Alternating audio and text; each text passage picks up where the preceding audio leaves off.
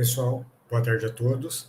Vou falar sobre o meu trabalho de doutorado, que é intitulado Estudo Numérico Experimental da Convecção Natural sobre Placas Planas e com Ondulações. Meu nome é Silvia, eu sou orientado pelo professor Vicente e co-orientado pelo professor Santiago.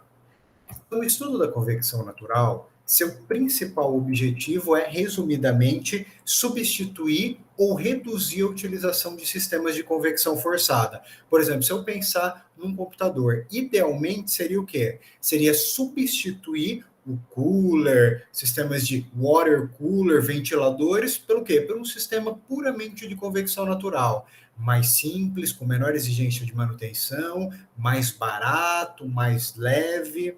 Só que a grande restrição disso é o quê?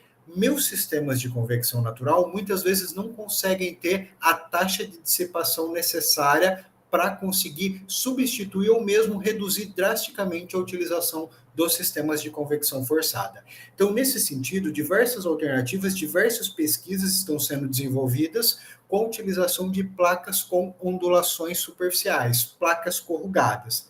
Então, a grande vantagem das placas com ondulações é elas aumentam a área de transferência de calor, então, de forma semelhante a uma superfície estendida de troca de calor, uma maleta, elas vão aumentar a área de troca de calor, transferindo ou mais energia do ou para o fluido circulante. Porém, o que acontece? Por eu colocar as ondulações, os dentinhos, naturalmente eu vou causar alterações no meu escoamento. Então, eu vou provocar vórtice, recirculação, zona que eu vou ter estagnação ou rarefação de fluido. Então, naturalmente, o quê? Essas ondulações elas vão reduzir o meu coeficiente de transferência de calor. Porém, fazendo os estudos das referências bibliográficas sobre o tema, a gente observa que o efeito do aumento da área ele é muito mais expressivo que essas alterações que ocorrem no escoamento. Outro efeito é o quê? Antecipar a minha transição do escoamento ao regime turbulento. Entrei em regime turbulento, eu melhoro os meus mecanismos de transferência. Eu vou aumentar o H de convecção. Então, em resumo, é o quê? Eu vou ter, com a utilização de uma placa com ondulações corrugada, um aumento do H de troca de calor. Eu vou ter um aumento da troca líquida de transferência de calor. E aí, o que a gente pesquisa? A gente pesquisa qual é a melhor geometria a ser utilizada, retangular, triangular, senoidal, trapezoidal, qual é o arranjo dela? Tem que estar na horizontal, na vertical, inclinada, esses dentes eles têm tamanho uniforme ou são escalonados, qual é o melhor ajuste, eu posso colocar as plaquinhas em V, eu posso colocar uma em cima da outra. Então, esses são as principais pesquisas, os principais estudos que estão sendo desenvolvidos na área de convecção natural com placas corrugadas, com ondulações. Além de estudos também com condições geométricas, por exemplo, eu posso ter a placa isotérmica, posso ter ela com fluxo de calor constante, e por aí vai. Então, os objetivos do meu trabalho são desenvolver uma metodologia numérico-experimental para estudar as taxas de transferência de calor por convecção natural.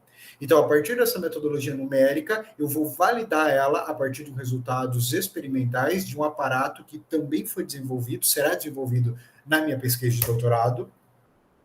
E aí, a partir dos resultados experimentais, eu vou obter curvas do Nusselt em função do Rayleigh para diferentes faixas. E aí, o que? A partir dos resultados experimentais, eu vou simular esses mesmos, na mesma faixa do Rayleigh, meus resultados numéricos. Aí eu vou validar o meu modelo numérico construído ou corrigir, adaptar ele conforme a necessidade.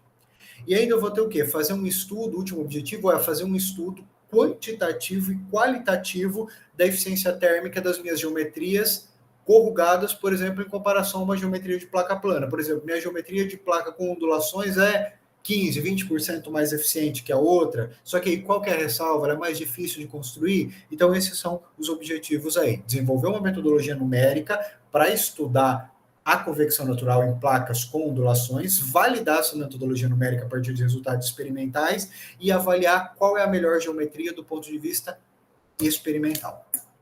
E aí, o processo de construção dos modelos numéricos, eu vou admitir uma geometria desse tipo. Eu tenho uma placa, que ela é ou plano com ondulações, quadrada, trapezoidal, triangular, semicircular, e aí por aí vai.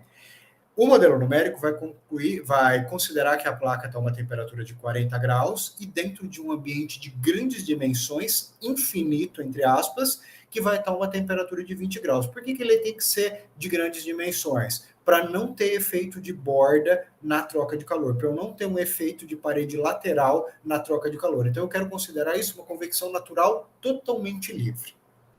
E aí, ó, eu vou admitir o seguinte, que o ar ele se comporta de forma incompressível, fluido newtoniano, e vou utilizar a hipótese de Boussinesq, o modelo de Boussinesq, para avaliar as forças de empuxo e flutuação que estão ocorrendo devido à convecção natural.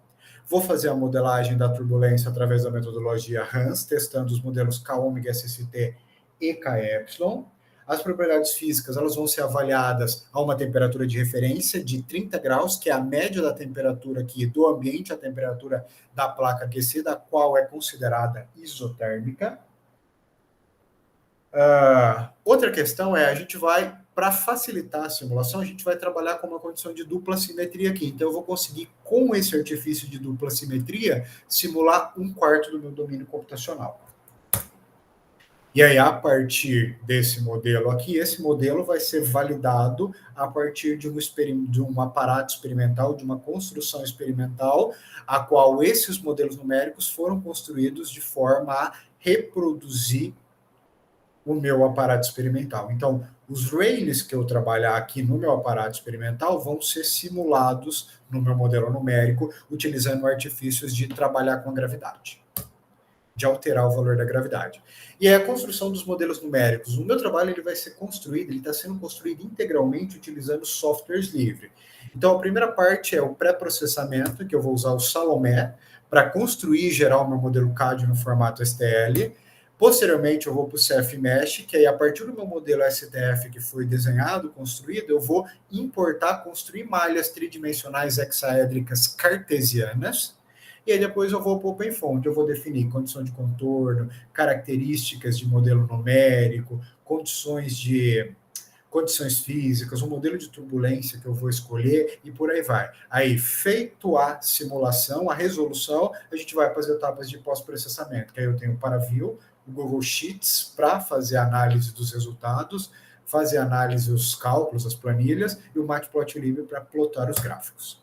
E aí, só para ter uma ideia das características da malha, a gente está trabalhando com uma malha de dupla simetria, uma malha de 3 níveis diferentes de escalonamento, então eu tenho um nível bem mais acentuado aqui na região próxima à placa, que vai gradualmente reduzindo. Então aqui, no caso, teria uma placa trapezoidal, só para ilustrar mesmo as características da malha. Então aqui, no caso, uma triangular, e aqui uma trapezoidal. Observando-se que o trapezoidal aqui é o dente, é o próprio dente aqui, então dá para ver um trapézio e um triângulo aqui no caso. E aí, em relação à construção do aparato experimental, observando o seguinte, a primeira parte do experimento é definir o aparato experimental para depois das condições do aparato experimental eu faço as simulações numéricas. Então, as placas que vão ser simuladas, que vão passar para a construção experimental, que vão ter as medições de temperatura, é uma placa plana, uma placa aqui de ondulações quadradas, trapezoidais e triangulares. Placas que foram usinadas e que vão ser colocadas aqui nesse meu aparato experimental. O aparato experimental, a modelagem experimental, ela vai constar basicamente o seguinte, eu tenho uma câmara de madeira que ela está isolada externamente com uma camada de isopor. Então, a ideia é o quê? É deixar que a transferência de calor ocorra sem a menor influência externa possível, basicamente só por convecção natural. Então, aqui eu tenho essa minha caixinha, o aparato que foi construído, onde eu vou ter diversos cabos que vão estar ligados ao sistema de aquisição de dados via Arduino computador.